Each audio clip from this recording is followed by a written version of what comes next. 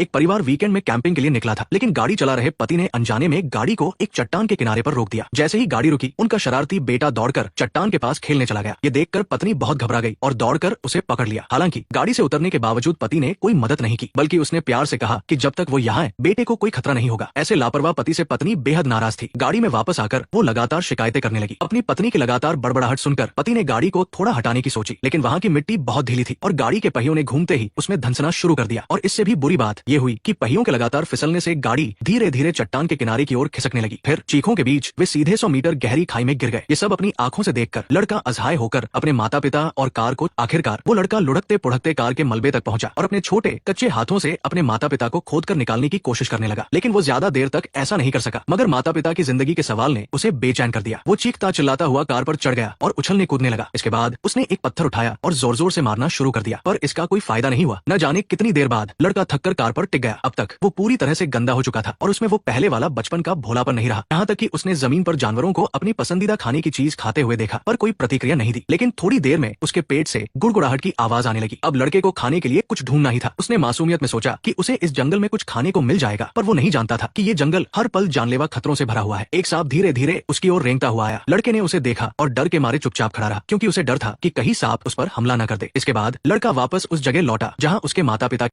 लेकिन जब वो वहां पहुंचा तो वो जगह पहले से ही अनगिनत जंगली जानवरों से भरी हुई थी और उसके लिए वहां खड़े होने की भी जगह नहीं बची थी। और इससे भी ज्यादा भयानक ये था कि एक छिपकली लिजर्ड अपनी जीभ लपलपाती हुई धीरे धीरे उसकी तरफ रेंग रही थी। लड़का डर से पीला पड़ गया और जल्दी से एक पेड़ के तने में बने छेद में घुस गया। लेकिन उसे ये नहीं पता था कि रात का जंगल सबसे भयानक जगह होती है। चारों तरफ से जानवरों के अजीबोगरीब आवाजें आ रही थी, जो किसी नर्क से आती हुई मौत की आवाजों की तरह थी, जिससे उसका डर बहुत ज्यादा बढ़ गया। पर इतना ही काफी नहीं था। अंधेरे में भागते हुए चूहे पेड़ के छेद से उसके शरीर पर चढ़ने लगे। जब लड़के ने ये देखा तो उसका शरीर चूहों से भर चुका था। लगातार हो रहे इन हमलों से उसकी मानसिक स्थिति बिगड़ने लगी। न जाने कब वो रात गुजार ली और अब वो बिना किसी लक्ष्य के इधर उधर भटक रहा था। अगर कुछ असामान्य न हुआ तो बेसहारा लड़का इस जंगल में शायद 3 दिन भी जिंदा नहीं रह पाएगा। हालांकि अचानक उसे एक बूढ़ा आदमी मिला, लेकिन ये व्यक्ति इतने अजीब तरीके से आया था कि लड़का उससे मदद मांगने की हिम्मत नहीं कर सका और चुपके से उसके पीछे चलने लगा। कुछ देर बाद लड़के ने देखा कि बूढ़ा एक चट्टान पर आराम कर रहा है और उसके पास कुछ खाने का सामान भी है, जिससे उसकी भूख मिट सकती है। ये बड़ी खोज लड़के के लिए एक खुशी की बात थी। वो चुपचाप बूढ़े आदमी के पास गया और जब उसने देखा कि वो कोई प्रतिक्रिया नहीं दे रहा है तो उसने खाना लेने की सोची। लेकिन तभी सोए हुए बूढ़े ने अचानक आंखें खोल दी। इस अचानक डर ने लड़के की कमजोर मानसिक स्थिति को और ज्यादा तोड़ दिया। अब वो बेतरतीब ढंग से नदी में चल रहा था और अपने मुंह में अस्पष्ट बातें दोहरा रहा था। कुछ देर बाद लड़का एक गहरे पानी वाले तालाब के पास पहुंचा, लेकिन वो आगे बढ़ता रहा जब तक कि पानी उसकी छाती तक नहीं पहुंच गया। तभी उसे एहसास हुआ कि वो कहाँ है और उसने खुद से पूछा, मैं कहाँ हूँ। उसकी ये निराशा भरी चीख जंगल में मौजूद बूढ़े आदमी तक पहुंची। हालांकि वो लड़के की मदद करना चाहता था, पर उसकी कुछ मजबूरियां थी। लेकिन थोड़े सोचने के बाद उसने पहले लड़के की मदद करने का फैसला किया। दरअसल जब लड़के के परिवार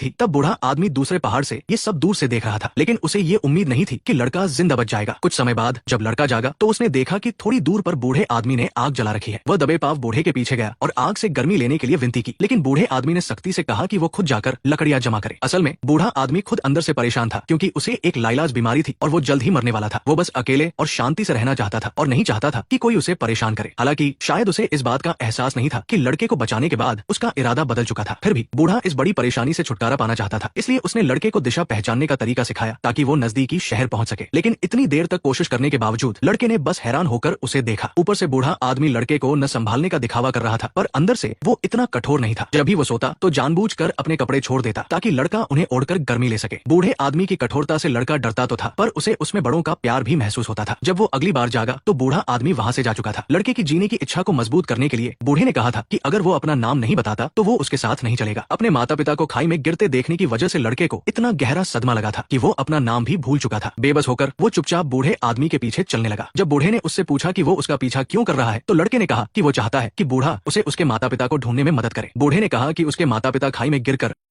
उसे इस कड़वी सच्चाई को मानना पड़ेगा। उसने ये भी बताया कि वो भी जल्द ही मर जाएगा, तो लड़का किस पर निर्भर रहेगा। लड़के को अब खुद पर भरोसा करना होगा, लेकिन वो अब तक अपना नाम भी नहीं जानता था। बूढ़े आदमी के कठोर शब्दों से लड़का प्रेरित हुआ और उसे अपना नाम याद आ गया। सुनकर बूढ़े को खुशी हुई और उसने अपना नाम भी बताया। इस तरह बूढ़े और लड़के ने मिलकर जंगल में जिंदा रहने का सफर शुरू किया। नदी के साफ पानी में एक निडर मछली तैर रही थी। लड़के ने मछली से कहा कि अगर उसके पास मछली पकड़ने का कांटा होता तो वो उसे पकड़ कर खा लेता। इस पर बूढ़े ने लड़के को निकम्मा कहा कि वो बस शिकायत कर सकता है। इतना कहकर बूढ़े ने अपनी बाहें ऊपर कर ली और उसे अपनी कुशलता दिखाने का फैसला किया। बूढ़ा आदमी धीरे से चट्टान पर लेट गया और अपना हाथ पानी में डाला। वो तैरती हुई लकड़ी के एक टुकड़े की तरह धीरे धीरे मछली के पास जाने लगा। फिर बूढ़े ने कहा कि अगर उसे मछली खानी है तो उसे खुद पकड़नी पड़ेगी। भुनी हुई स्वादिष्ट मछली में लड़के का कोई हिस्सा नहीं था। खाने के बाद बूढ़े ने हड्डियां एक तरफ फेंक दी। लड़का धीरे से आया, बची हुई हड्डियां उठाई और मजे से खाने लगा।